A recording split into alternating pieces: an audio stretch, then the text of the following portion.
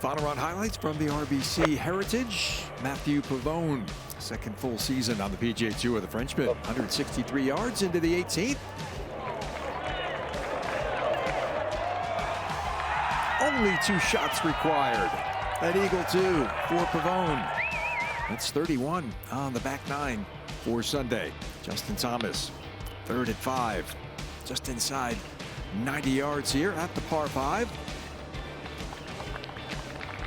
It was a very prudent game plan that he put into effect and executed it beautifully as he battled down the stretch with Andrew Novak here. Holding out at the 6th for a birdie. And Thomas up ahead at the 8th with the reply here.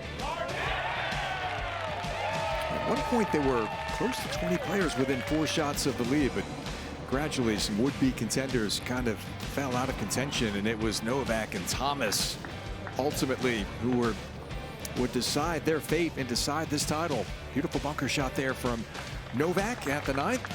He's trying to win for the first time in his 99th start on the PGA Tour.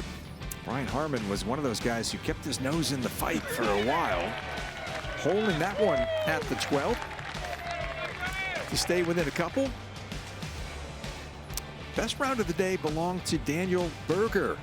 He birdied the last here for 65 and posted 14 under, which never looked like it was going to be good enough to stand up. Mackenzie Hughes also would come home with a birdie at 18 to pour 14 under.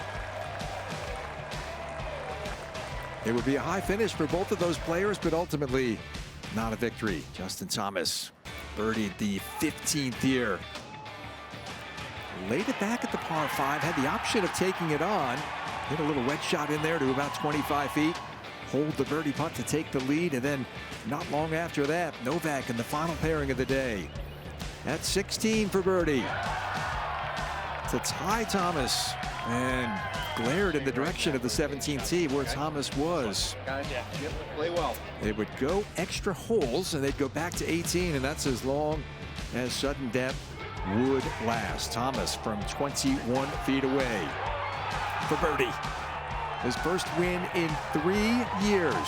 PGA Tour title, number 16 for Justin Thomas. Well, I'm here with Justin Thomas. Super clean day, 68, 3 birdies, no bogeys on the card, and a first-hole victory over Andrew Novak. Justin, at the start of the week, you said how much you love this golf course, and what is it about it, and what suited your game that you were able to get it done today? Well, I mean, first and foremost, I know I have been playing well, and I think that is arguably the most important around here, because although you do have to be very smart and pick your spots, you do need control your ball, and it's such a fine line. I mean, we obviously don't play greens like at this firm very often, but it is fun when we do, because you have to be so precise and so particular when you try to attack, and it was nice to not, heel a 3-wood there in the playoffs, so I could get a good 9-iron in there, and that was just so much fun making that putt. Well, Justin, I'm going to ask you your favorite question, or maybe not your favorite question. 3 years since your last win, everyone's been asking when it's going to happen. It just happened over 3 years. To do it in front of your wife and Molly on Easter Sunday, what does it mean to you? It's incredible. It's just, man, take for granted how hard winning is, I think. At least I know I did at the beginning of my career. I was very fortunate to play some really good golf there early on, and felt like I was just going to win every year. And that mentality, it could have been, what caused it to not happen. But it's so freaking hard to win out here. I mean, and it's just hard to stay patient when you feel like you have a lot of chances. But